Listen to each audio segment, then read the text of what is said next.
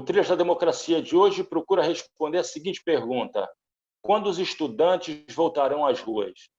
Os nossos convidados são Gabriel Henrice, secretário-geral da União Nacional dos Estudantes, e Kelvin Rodrigues, vice-presidente da União Brasileira dos Estudantes Secundaristas em Pernambuco. Gabriel, antes de responder essa pergunta, né, quando os estudantes voltarão às ruas, eu gostaria que tu fizesses uma análise sobre as opções que estão sendo tomadas pelos governos estaduais, governos municipais, universidades federais, do ensino remoto emergencial e, de uma maneira mais ampla, do ensino à distância. Bom, primeiro agradecer o convite para estar participando aqui do programa. Agradecer ao professor Marco, ao Kelvin, que é vice-presidente da UBS no estado de Pernambuco. Bom, não é uma pergunta que seja fácil de responder, ainda mais na conjuntura que a gente está passando, que a gente está vivendo aí no país. É uma conjuntura extremamente atípica, que a gente nunca imaginou que tivesse acontecendo, que aconteceria no caso. Essas políticas do atual governo complicam ainda mais a possibilidade da gente saber se a gente vai conseguir sair do meio dessa crise política, social, sanitária. Ontem a gente bateu aí a marca dos mais de 96 mil óbitos no país e com o andar da carruagem da curva da infecção, a tendência é que a gente não consiga voltar, pelo menos até o final desse ano, enquanto a gente não conseguir encontrar nenhum tipo de vacina ou encaminhar nenhum tipo de medida sanitária mais efetiva para se combater a Covid, as aulas presenciais nas universidades e nas escolas. Mas, bem, a gente sabe que para a gente poder debater esse assunto do ensino remoto no país, a gente primeiro precisa pegar a perspectiva do ponto de vista das desigualdades sociais na educação, que são muito alarmantes hoje em dia. A gente sabe que a educação no nosso país, historicamente, ela sempre serviu como algo que quem está no governo ataca, ou pelo menos não trata com a prioridade necessária que deveria existir um setor tão importante que mantém, inclusive, o desenvolvimento social, o desenvolvimento científico no nosso país e pode ajudar boa parte do povo trabalhador a ter o que é seu por direito. E a gente sabe que nesse governo do Bolsonaro a educação nunca foi prioridade. Até mesmo antes das eleições, o Bolsonaro sempre ameaçou a democracia das universidades, sempre disse que, contra o carro-chefe da sua campanha, que as universidades não teriam investimentos se dependesse dele. Até usou uma falsa falácia dizendo que investiria na educação básica ao invés de investir no ensino superior, como se existissem muitas universidades hoje no país, por mais que existam, fruto também da democratização, da ampliação das universidades, mas que essas desigualdades sociais na educação, no acesso à educação, ainda são gigantescas. E com essa crise social que se acentuou por conta da própria situação da Covid-19, aumento do desemprego, aumento da própria situação também da dificuldade com a suspensão das aulas, das pessoas conseguirem ter acesso ao que deveria ser algo que já deveria ser algo garantido para as pessoas, que deveria ser o acesso a ferramentas mínimas de trabalho, nem só de estudo, que é a questão da internet e do computador, mas que em si só não resolvem a situação do ensino remoto, porque a gente sabe que a disparidade social, as diversas disparidades sociais que existem espalhadas no nosso país, as disparidades regionais, elas são gritantes. Então, esse debate do ensino remoto, pelo menos nas universidades que a gente tem acompanhado pela UNE, pela União Nacional dos Estudantes, ela vem se dando de diversas maneiras. Por exemplo, em algumas universidades, você teve esse debate um pouco mais democratizado, até mesmo do ponto de vista dessa coletivização desse debate com a comunidade acadêmica, com técnicos, docentes, estudantes, que são aqueles que mais vão sofrer com a situação do ensino remoto, porque a gente sabe que a situação do acesso a essas ferramentas, como internet e computador, para muitos estudantes, principalmente nesse ponto que eu já até citei, que é essa questão da popularização da universidade. A gente sabe que tem universidades que são muito mais popularizadas, se a gente for comparar região para região no país, principalmente as mais interiorizadas, principalmente na região do Nordeste brasileiro, no norte do país. A gente sabe que esse debate ele acontece de uma maneira talvez mais democrática em algumas instituições. Em outras, a gente não pode dizer a mesma coisa, até mesmo em universidades que você tem até mesmo a intervenção de reitores que não foram democraticamente eleitos aí pela comunidade acadêmica, como foi, inclusive, uma regra que o MEC, através até mesmo o ministro da Educação anterior, que era o Weintraub, até mesmo uma linha desse governo, do governo do Bolsonaro, de não respeitar a democracia, não só nas universidades, mas em diversos setores do serviço público brasileiro, de não indicar aqueles que eram eleitos pelas suas comunidades. Então, esses mesmos têm muito mais dificuldade de um debate, mais o que significa esses impactos do ensino remoto. E é importante entender isso porque existem diferenças entre o ensino remoto e a própria questão do EAD, porque a gente às vezes entra muito no debate simplório. Ah, mas é EAD... Não, existem limitações no ensino à distância no país, existem, a gente sabe disso, até porque o ensino à distância no país aumentou, se propagou de uma maneira gigantesca, até mesmo depois do golpe de 2016, a partir do governo do Michel Temer, porque a gente sabe que a política do governo do Michel Temer, do PMDB, à época, era uma política de investir principalmente no EAD, principalmente focado nas instituições privadas de ensino, onde a gente sabe que tem limitações que são claras, porque ali trabalham os tubarões do ensino privado, que querem usar até mesmo a questão do EAD para você maximizar os lucros, você tirar matérias que são centrais na formação de determinados cursos, você poder economizar, e parece até errado essa palavra economizar, mas na cabeça desses tubarões do ensino privado é economizar mesmo. Você pega, tira um professor, tira um curso que é essencial para a formação de alguém, você coloca ali e através daquilo você precariza as relações de trabalho que são existentes no curso, principalmente com os profissionais de educação, que a gente também tem acompanhado aí durante esse período da pandemia, com a própria demissão em massa de docentes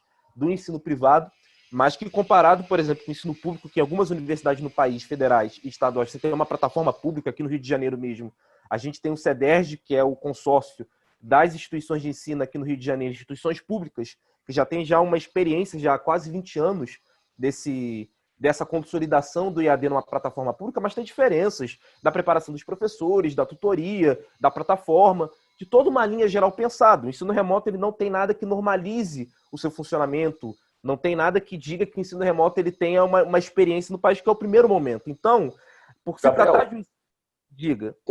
Eu vou voltar a essa discussão, que é bastante pertinente, que são as diferenças entre o ensino à distância e as opções agora emergenciais do ensino remoto.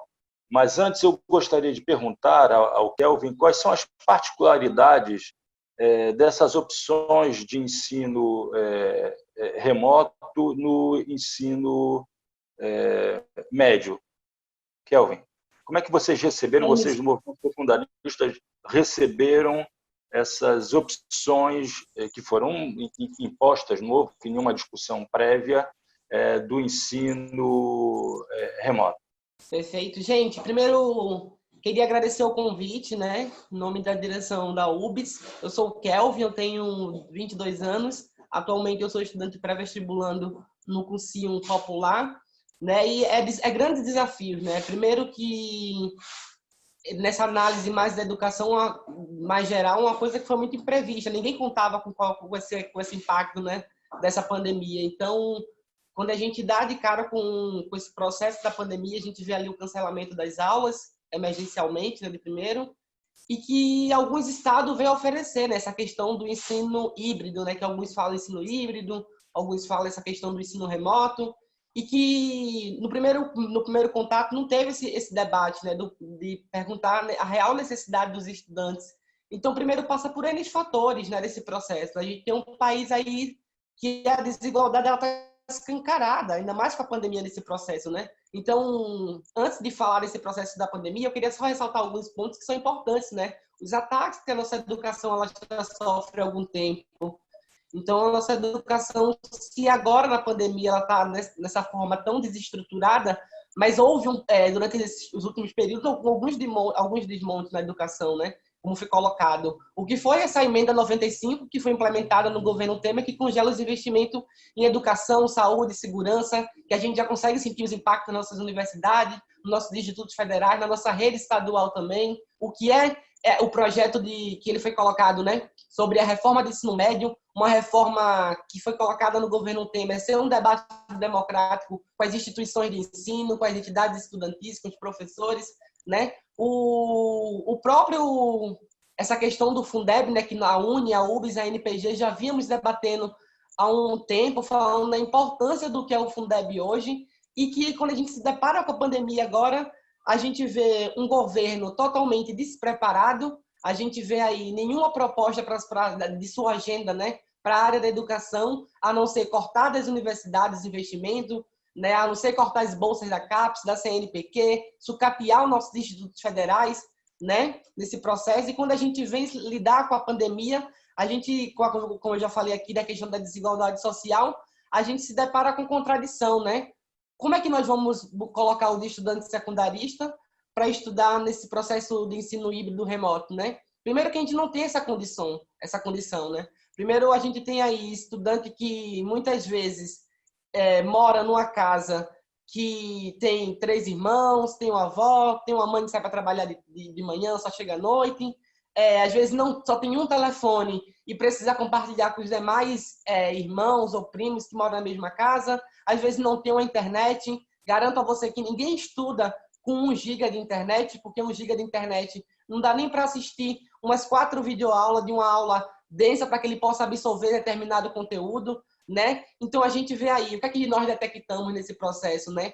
A exclusão digital, né? Que, de acordo com a ONU, já é direito do século XXI, né? Então a gente vê aí a presença da exclusão digital nesse processo, exclusão digital essa que passa por eixos que precisa ser debatido no processo, que é o eixo da exclusão instrumental, da questão da exclusão da infraestrutura, que nem todo mundo tem um computador, tem um telefone, tem um equipamento de rede na sua casa. Como é que debate essa questão, né? Então, desse processo. E os estudantes da zona rural e os indígenas precisam ser incluídos nesse processo também.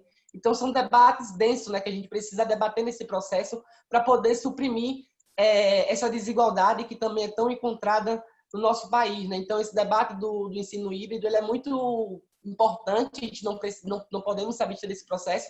Precisamos apontar a saída também para esse processo, que é muito importante.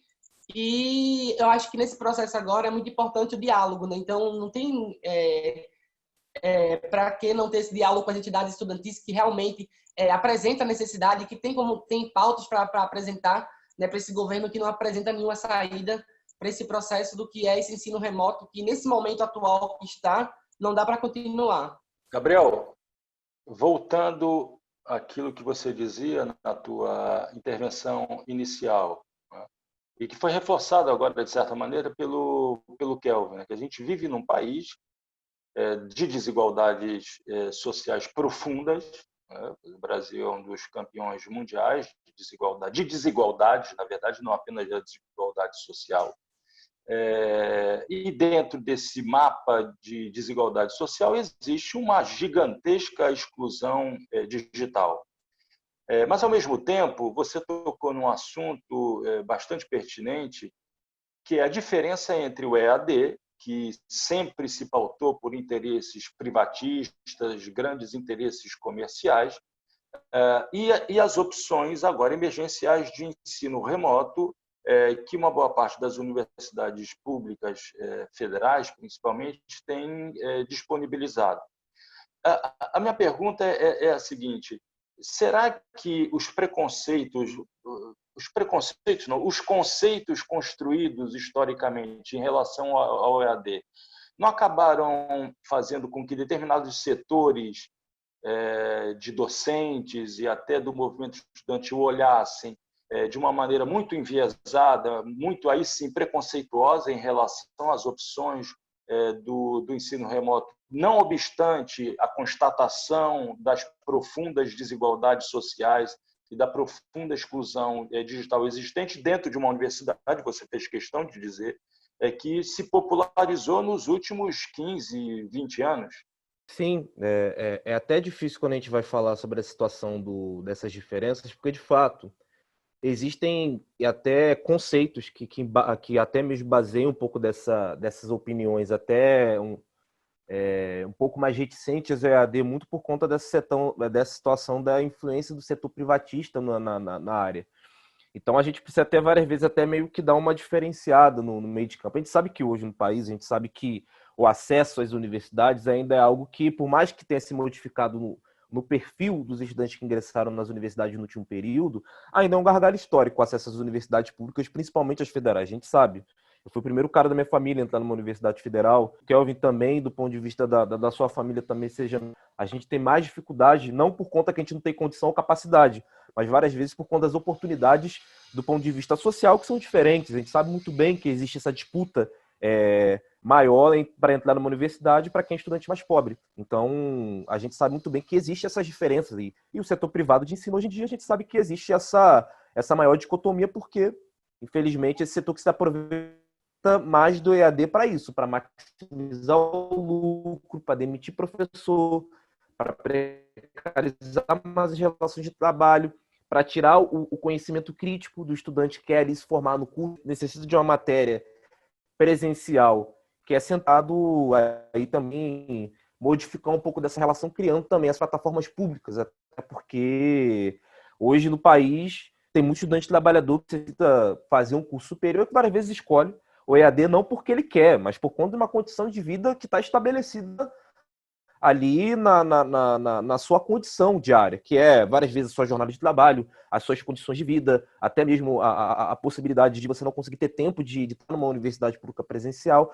Então é necessário que a gente diferencie essas questões, porque o ensino remoto emergencial, de fato, hoje para as universidades, ele pouco se apresenta como uma solução. Por isso que ele é emergencial. E por ele não se apresentar como uma solução, até por conta dessas disparidades regionais que eu já até comentei, que nos estados brasileiros são gritantes, não dá para a gente pensar que isso por si só vai se resolver, porque na vida do professor mesmo vai mudar. Tem professor que hoje está trabalhando muito mais do que trabalharia no ensino presencial, na maneira que está estabelecida essa relação do ensino remoto, porque não tem horário de trabalho, o cara várias vezes tem que produzir aula e conteúdo num horário totalmente atípico, a pressão da saúde mental, e falar para um estudante que ele precisa pensar em fazer o ensino remoto, sem até mesmo do ponto de vista da condição dele social, não ter o que comer em casa. A gente sabe que vários estudantes hoje não têm acesso a uma política de permanência estudantil, estão em situação de vulnerabilidade. A gente já viu aí no país o caos que é para essa questão do auxílio emergencial de R$ 600, que o governo tanto brigou para que não acontecesse. No que se estabelece na vida dos estudantes, até mesmo no ensino básico e no ensino superior, é a mesma coisa. Tem estudante que não consegue pensar em estudar sem ter o que comer em casa. Gabriel, nós precisamos fazer um intervalo e o Trilhas da Democracia volta em instantes.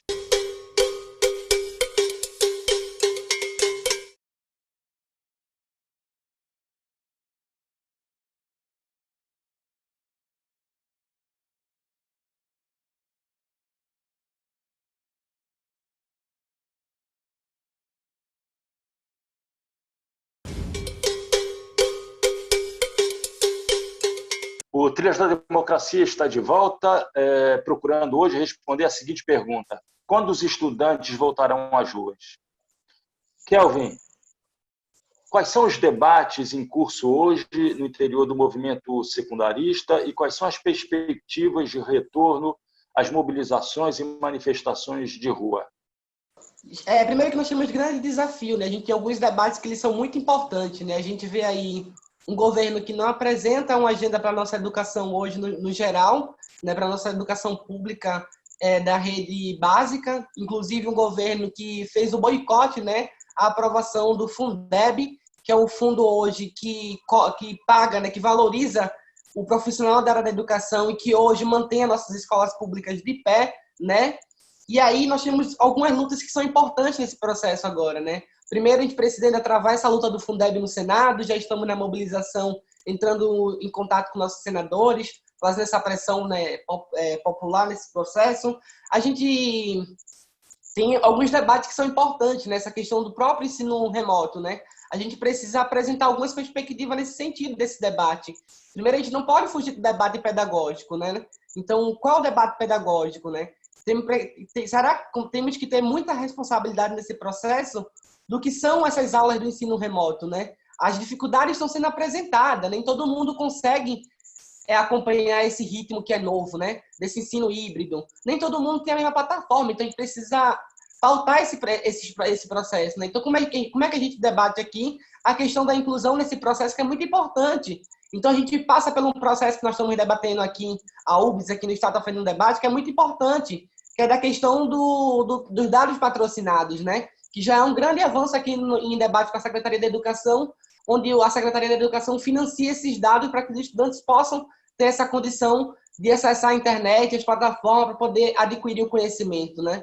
Segundo, é como a gente também implementa um sistema onde os aparelhos eletrônicos eles possam chegar, né? Eu vou, como o programa tá debatendo esse processo que é tão importante, nós estamos debatendo também um possível projeto de lei, onde os aparelhos eletrônicos que são apreendidos, como telefone, tablet, notebooks, eles possam ser, depois de 60 dias, eles possam ser revertidos para os estudantes que não têm esses equipamentos, né? Então, isso é um ponto importante, né? A UB está travando junto com a UNE, o Gabriel aí, mais que nunca sabe, que é uma campanha, que é o Estudo para Geral, onde a gente está fazendo parceria com alguns cursinhos pré-vestibulares, incentivando nossos jovens a ter uma perspectiva de entrar na universidade, como eu também tenho essa perspectiva, né? Que é através das redes de cursinho popular, que nós estamos valorizando nesse processo, né? Enquanto o governo apresenta uma perspectiva, as entidades estudantis estão tomando esse papel de apresentar através essa perspectiva desse projeto que é tão importante, do estudo para geral, né?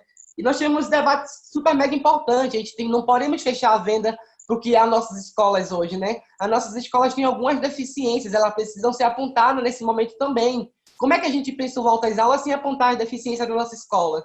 Várias escolas não têm ventilador, às vezes a merenda não é legal, às vezes a estrutura da nossa sala não é confortável, e a gente precisa pensar nesse volta às aulas com muito cuidado nesse processo, da questão do distanciamento social, como é que vai ser a ampliação do lava as mãos nesse processo das nossas escolas, como é que lidar que a gente não pode pular desse processo também, né?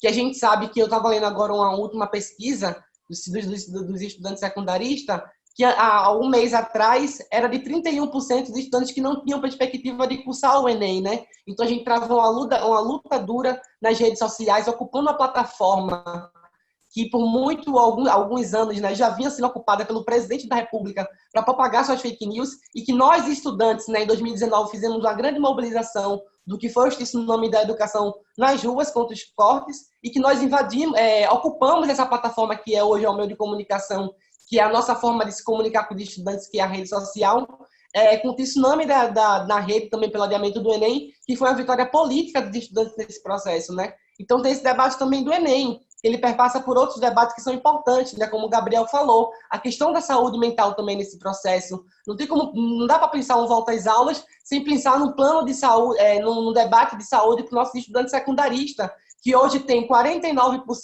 sem cursar, se era 31%, agora 49%, sem uma perspectiva de entrar na universidade, né? De cursar o ensino superior. Então, cabe a nós, o movimento estudantil, o movimento social no geral, tá tomando esse debate à frente, né? Porque não dá para a gente ficar de mãos cruzadas, tem que entrar nesse debate, né? Falar que o Estado tem que intervir através de política pública para os estudantes nesse processo.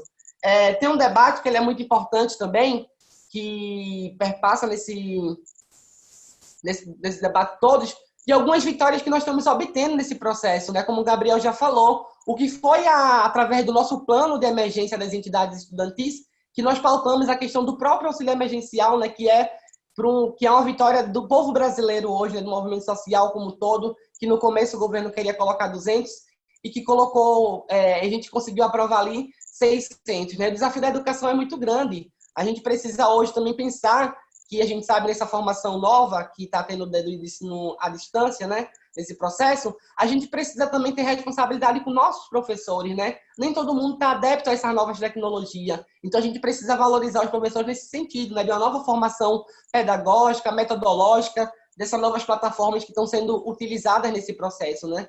De ensino. E os estudantes universitários? Os debates são muito diferentes daqueles que são travados pelos secundaristas? Quais são as perspectivas de retomada das mobilizações de rua? Não, o debate nas universidades vai muito em comum também com o que tem acontecido com o movimento secundarista. Talvez com o movimento secundarista seja, talvez do ponto de vista dos estudantes secundaristas, seja mais alarmante, porque o apagão na educação na educação básica é muito maior por conta da situação do número de estudantes de ensino básico que a gente tem hoje no país e a maneira descompensada que existiu essa falta de preparo dos governos estaduais e municipais da apresentação desse planejamento e também dessa situação das aulas remotas para as escolas. Então, se a gente for comparar as desigualdades sociais frente à educação básica, elas são muito mais latentes. Então, acho que o debate se assemelha muito nessa questão da mobilização pela luta por direitos e pela manutenção da vida desses estudantes, até porque eu acho que se não fosse a pandemia, nós já estaríamos nem digo só nas ruas, mas também nas universidades, cobrando o mínimo que deveria ser de condições para a possibilidade desses estudantes terem acesso aí à sua graduação, a possibilidade de muitos que, inclusive, estão nesse período agora, que estariam já para se formar, estão próximos aí do término da sua graduação, que hoje não tem segurança nenhuma se vão conseguir ter.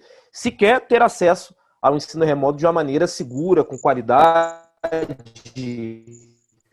e com todas essas colocações, até mesmo que o Kelvin já colocou sobre a situação da inclusão digital, para a inclusão, para além da inclusão digital, a inclusão do ponto de vista de uma renda mínima para esses estudantes, até porque nesse período da pandemia, a renda de qualquer estudante trabalhador, na sua grande maioria, foi para o espaço. A gente sabe disso, que não existe renda mínima. Para boa parte dos trabalhadores, estudantes que tinham bolsa, perderam bolsa, estudantes que tinham estágio, tiveram seus estágios aí terminados por conta da situação da Covid-19. Então, existe um caos social. E do ponto de vista da questão mais, para além dessa questão das disparidades, do acesso à inclusão digital, do acesso a uma renda mínima, eu digo mais também no ponto de vista da estrutura das próprias universidades, que a gente sabe que a gente vive um ataque também. Se nas escolas o cenário já é bem mais alarmante e calamitoso, porque agora querem voltar com as aulas presenciais em alguns estados brasileiros, sem condição alguma, até mesmo. A CEL acabou de sair na última semana uma pesquisa da Universidade de Harvard dizendo que a única possibilidade, sem encontrar uma vacina, para se voltar à aula nessas instituições, que a gente sabe que teria aglomeração, mesmo com uma ocupação mínima das universidades, que a gente sabe que foi proposto inicialmente pelo Conselho Nacional de Educação, essa questão do retorno híbrido, que seria condicionando essa questão do controle da pandemia, que hoje não teria condição. Você deveria fazer teste massa talvez de 2 em 2 dias, em 3 em 3 dias, e com a condição que hoje que a gente tem do número de casos aí de subnotificados, subnotificação no país, para além do número de pessoas infectadas e de óbitos, não teria condição. Então, do ponto de vista estrutural, não se apresenta uma solução hoje de um protocolo de biossegurança que de fato seja estabelecida sendo secundarista, a luta, inclusive, que os universitários têm tido no último período nas suas universidades para a questão de abertura de editais, de política de permanência, de bolsas para os estudantes em situação de vulnerabilidade, abertura de editais para quem tenha a segurança de ter algum nível de inclusão digital, com notebook, tablet, a própria situação de chips, mesmo com todas as contradições que existem da situação de várias empresas de telefonia móvel no país se aproveitando da situação, que a gente sabe que se aproveitam, porque dentro do capitalismo a gente sabe que muita coisa via mercadoria, e para esses setores, ainda mais nesse caos social, acaba também se colocando a educação ainda mais na ótica mercadológica. A gente sabe que tem sido uma briga do movimento estudantil para estabelecer essas condições que a gente sabe que os estudantes mais pobres não podem ficar para trás, e a gente sabe que, infelizmente, nesse debate nas universidades, essas mobilizações elas são latentes, têm acontecido pelos DCET, centros acadêmicos, então é muito importante a gente dizer que os estudantes estão ansiosos para voltar às ruas, até mesmo para combater de maneira central esse governo, as políticas desse governo para a educação, não só para a educação, mas para a sociedade no todo, inclusive para os trabalhadores também, mas estamos aqui, fazendo as lutas cotidianas nas universidades, mesmo que seja no home office, com reuniões com centros acadêmicos, com DCEs, a UNE acabou de realizar agora, no último final de semana, o seu Seminário Nacional de Entidades Gerais, que reuniu mais de 400 entidades no país, que todos nós sabemos que nesse período de vida via atividade remota é muito mais complicado, tem várias questões que são pertinentes para o debate, a situação da saúde mental, que até acho que a gente deve pegar com mais peso isso. Recentemente teve uma pesquisa, inclusive, da Universidade do Estado do Rio de Janeiro, que dobrou o número de casos de problemas de saúde mental, com depressão, ansiedade. E isso vai ser mais latente agora, inclusive com a volta às aulas em várias universidades que já aprovaram aí o retorno do seu calendário acadêmico para as atividades não presenciais. Porque as universidades elas nunca deixaram de funcionar. Isso é uma outra narrativa que é importante, porque produção de IPI, de pesquisa, para tentar salvar o nosso povo aí dessa pandemia e desse governo que colabora também muito com esses casos aí que são alarmantes de Covid-19 no país. Uma última pergunta a ser respondida muito rapidamente por Kelvin e por Gabriel. Kelvin, a metáfora de uma panela de pressão cada vez mais comprimida é uma metáfora razoável para imaginar o momento em que o movimento estudantil secundarista e universitário voltarão às ruas com um conjunto de demandas muito ampliado? Kelvin. Sim, com certeza, né? A gente tem, primeiro que nós temos alguns eixos de debate, né? Primeiro nós temos estamos travando um debate muito importante e que a UBS, a UNE, a NPG está cumprindo um papel muito importante, primeiro que é em defesa da vida, né? Nesse primeiro momento, nós estamos tendo muita responsabilidade nesse processo. O segundo, que perpassa por todos os debates, que é a questão dos direitos sociais, né? A gente vê aí um país com um número alarmante de desemprego, um número grande, né, dos nossos jovens, inclusive secundarista, com o número da evasão escolar que é tão grande, que vai para essa questão do subemprego, né, que a gente precisa estar travando nesse próximo período também. E um outro debate que é super mega importante, que perpassa por todos esses, né, que é o debate da democracia. Então, o debate, né, que nós estamos travando, primeiro que a nossa mobilização ela nunca parou, né? Nós somos o nosso movimento das ruas. Então, nós estamos se reinventando nesse processo também de ocupar as redes, né? E sem contar que nós estamos também nesse processo todo tendo algumas ações pontuais, né? Como a gente está fazendo agora, colocando algumas faixas em pontos centrais de mobilizações nas ruas, claro que com um número muito menor para em questão de saúde dos nossos militantes nesse processo, né? Mas que nós temos esse desafio daqui para frente, né? Quando é que a ocupação das redes vai se transformar em ocupação das ruas? Eu espero que em breve, até porque essa panela de pressão ela vai estourar.